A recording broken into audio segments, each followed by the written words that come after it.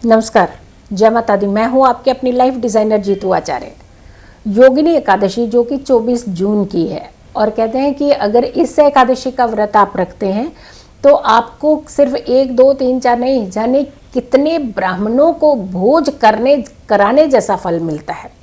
यानी आपके कर्मों में बहुत सुधार होता है। और सबसे बड़ी बात होती है, जब हमारे कर्म सुधरते हैं तो हमारी ग्रह दशाएं भी सुधर जाती हैं। और जब हमारी ग्रह दिशाएं सुधरती हैं तो हमारी ज़िंदगी के जितने भी हर्डल्स होते हैं वो रिमूव होना शुरू हो जाते हैं।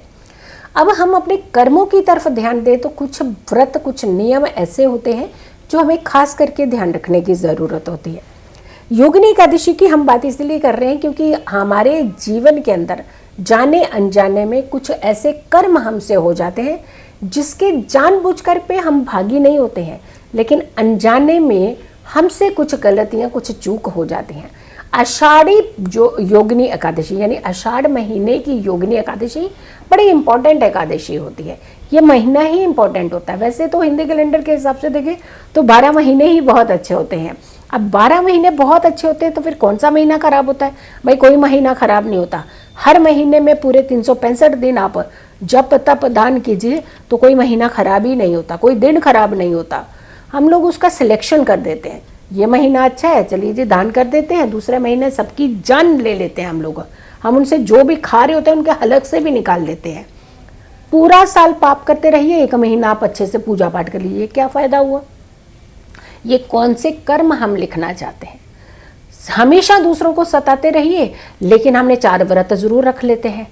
हमेशा दूसरों का हक मार लीजिए, उनके पैसे हड़प लीजिए, उनकी जायदाद हड़प लीजिए, लेकिन जाकर के मंदिरों में दान कराते हैं, कोई फ़ायदा नहीं। कभी भी अपनों को सता करके, अपनों से धोखाधड़ी कर करके हम अपने जीवन में कहीं सुकून नहीं पा सकते हैं। किसी निर्बल व्यक्ति का धन ले लेना, यानी उसके अंदर बल नहीं है, वो लड़ नहीं सकता, तो आप उसका धन हड़प लो, आप उसकी जायदाद हड़प लो, आप उनकी चीज़ें हड़प लो।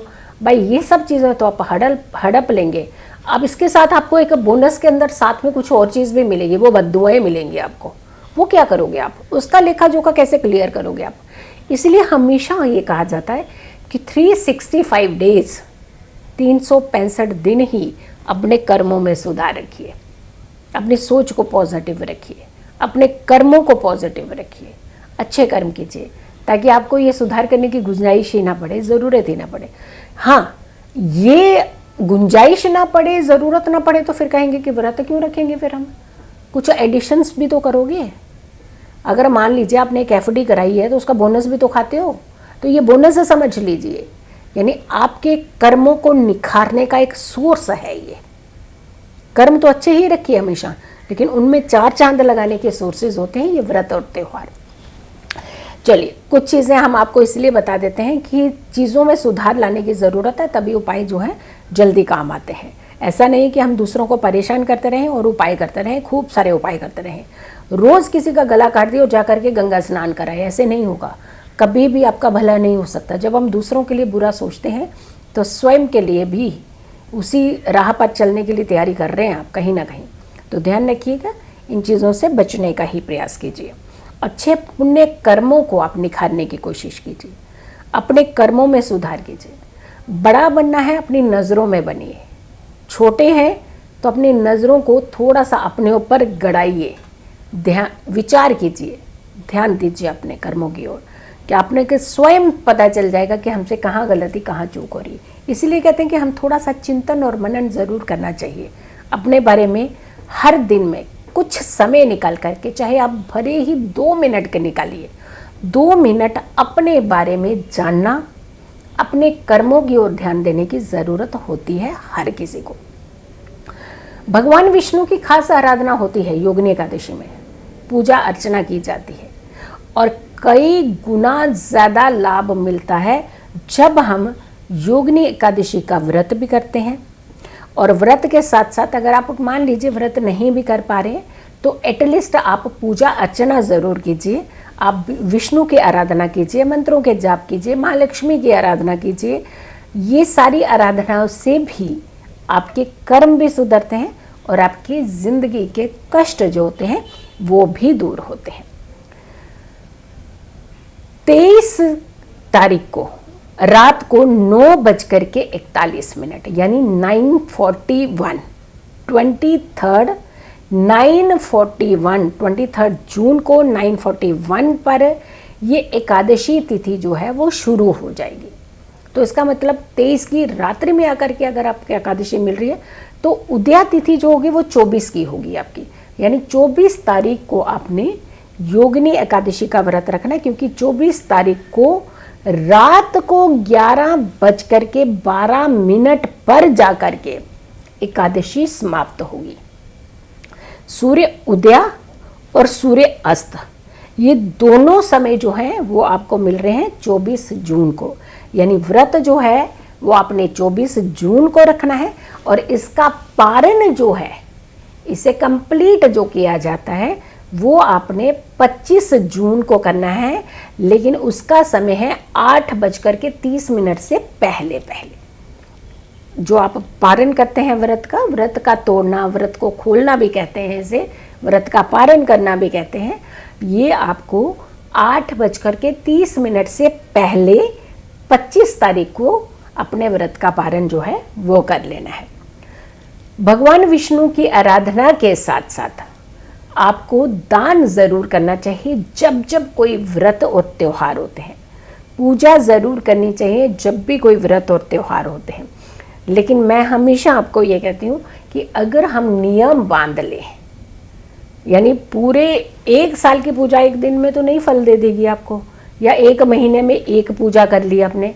अगर आप नियम को बांधे, अपने कुछ समय में से, इम्पॉर्टेंट समय में से किसी एक इम्पॉर्टेंट काम के लिए समय निकाल ले थोड़ा सा, और वो छोटा सा जो समय होगा वो आपके पूरे दिन की नहीं पूरे साल की करेक्शन करेगा। तो जो बहुत छोटा सा समय निकाला ना, यही समय है सबसे इम्पॉर्टेंट समय है, जो आपका स्वयं का होता है, जो अपने लिए होता है, अपने कर्मों के सुधार के लिए होता है, आपकी डेवलपमेंट के लिए होता है, आपकी स्वस्थता के लिए होता है। तो पूरे दिन में कुछ समय थोड़ा सा निकाल लीजिए ताकि आप उसके ऊपर चिंतन भी कर सके, मनन भी कर सके, पूजा भी कर सके। और अगर अभी तक नहीं करा है आपने, ऐसा कोई आपने सोर्स नहीं ढूंढा है, नहीं कर पाए हैं, तो योगिनी एकादशी के माध्यम से ही आपने इसी दिन से, अपने आषाढ़ी दिन से ही शुरू कर दीजिए। आषाढ़ महीने की योगिनी एकादशी वैसे भी अच्छी एकादशी है, तो आप इसी दिन से अपने नियमों में तो चेंजेस लाना शुरू कर दीजिए। हर दिन थोड़ा सा समय पूजा भक्ति के लिए आप निकालना शुरू कर दीजिए। भय खत्म होता है योगिनी एकादशी का व्रत रखने से। आपके अंदर जो अनवांटेड कहीं डर सताता है, मेरा कुछ सामान ना चला जाए, मैं कुछ बर्बाद ना हो जाऊं, मेरी नौकरी ना चले जाए, मेरी पत्नी या पति ना चले जाएं, मेरे बच्चे हमें धोखा ना दे दें, हमारे आस पड़ोस के हमें धोखा ना दे दें, हमारे साथ कुछ घटना ना घट जाए, हमारे धन का नुकसान, ये जितने डर होते हैं ना, ये जितने डर और वहम होते हैं ना, ये आपको पनपने नहीं देते हैं। और ये समय जो है योगिनी एकादशी का, अगर पूजा भक्ति करते हैं आप, नियमों का पालन करते हैं, तो कितना भी डर, कितना भी भय आपको घर कर चुका हो, वो सारा आपका दूर हो सकता है। सुबह सुबह उठिए, संकल्प लेकर के व्रत कीजिए। और अगर मान लीजिए आप व्रत नहीं कर रहे हैं तो एटलीस्ट आप पूजा भक्ति ज़रूर कीजिए। अगर आप व्रत कर रहे हैं तो किसी भी व्रत को कहते हैं संकल्पित होकर के अगर हम करते हैं तो उसमें तरक्की, सफलता की गुंजाइश ज़्यादा बढ़ जाती है। तो आपने संकल्प लेना है और तभी आपने अपने व्रत को शुरू करना है, और व्रत के पारण के साथ ही आपने अपने संकल्प को पूर्ण करना है। दान कीजिए, मंदिर को आपने साफ सुथरा कीजिए। अपने घर के जो मंदिर होते हैं आप उसे साफ सुथरा नहीं रखते हैं, दूर दूर से छिड़काव करके आप अपने शांत हो जाते हैं, मैंने नहा लिया, अच्छे स्वच्छ वस्त्र धारण कर लिए। अपने मंदिर की साफ सफाई अच्छे से रखिए, उसे 2-2, 3-3 महीने बाद साफ मत कीजिए, उसे आप हर रूटीन में, जैसे आप अपने कपड़े बदलते हैं ना, आप नहाते हैं, आप भोजन करते हैं, सेम भगवान के लिए भी एक नियम बनाइए, उनके मंदिर की साफ सफाई कीजिए। अगर आप बहुत ज़्यादा नहीं उनको नए नए कपड़े पहना देते तो एटलीस्ट उनको साफ तो कीजिए, स्नान तो करवाइए, गंगा जल का छिड़काव तो कीजिए। ऐसे नहीं रहने दीजिए कि जब कभी मौका मिला तब आप निकलिए। तो हमेशा ध्यान रखिएगा, जब भी हम कुछ अच्छी चीज़ें करते हैं तो उसके साथ साथ हमें एक डिसिप्लिन, एक सिस्टम को भी फॉलो करना पड़ता है। तुलसी का दीपक कहते हैं कि इस दिन जलाना बहुत ज़्यादा चमत्कारी माना जाता है। भगवान विष्णु की आराधना के साथ साथ तुलसी मैया की आराधना कीजिए। दोनों समय तुलसी मैया के आगे आप दीपक, शुद्ध देसी घी का दीपक प्रज्वलित ज़रूर कीजिए। इससे सुख भी आएगा, समृद्धि भी होगी, खुशियाँ भी होंगी, तरक्की भी मिलेगी और आपका जीवन बैलेंस जीवन होगा। मेरी इस वीडियो को ज़्यादा से ज़्यादा लोगों तक ज़रूर पहुंचाइए। अगर आप लोगों ने अभी तक मेरे चैनल को सब्सक्राइब नहीं किया है तो ज़रूर कीजिएगा, वीडियो शेयर कीजिएगा और अपनी डिटेल डालना बिल्कुल मत भूलिएगा, क्योंकि सुबह 6 बजे जो मेरा राशिफल जाता है उस राशिफल में आपकी कुंडली देखी जाती है। हो सकता है आप लकी विनर हो जाए। तो दोनों समय की वीडियो ज़रूर देखिए। खुश रहिए, स्वस्थ रहिए, पॉजिटिव रहिए। पॉजिटिव रहते हैं तो हर समस्या से हम दूर रहते हैं। जल्दी हाजिर होंगे एक अच्छी वीडियो के साथ। तब तक के लिए नमस्कार।